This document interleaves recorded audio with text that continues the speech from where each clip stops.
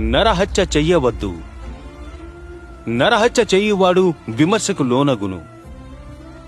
నీ పొరుగువాని ప్రేమించి శత్రువుని ద్వేషించమని చెప్పిన మాట మీరు విన్నారు కదా.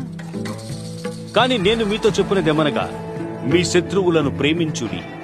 మీరు పరలోకమందున్న మీ తండ్రికి కుమారులై ఉండునట్లు మిమ్మును హింసించు వారి కొరకు ప్రార్థన చేయుడి. దుష్టుని ఎదిరింపకుడి. నిన్ను కుడి చెంప మీద కొట్టువాని వైపునకు ఎడమ చెంపను కూడా త్రిప్పి చూపించుము. ఎవడైనా నీ మీద వ్యాజ్యము వేసి నీ అంగీ తీసుకొన గోరితే వానికి నీ పైవస్త్రము కూడా ఇచ్చివేయి.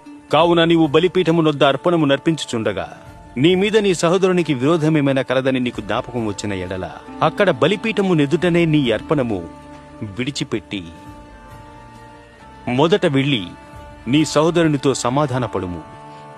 అటు తరువాత వచ్చి నీ అర్పణము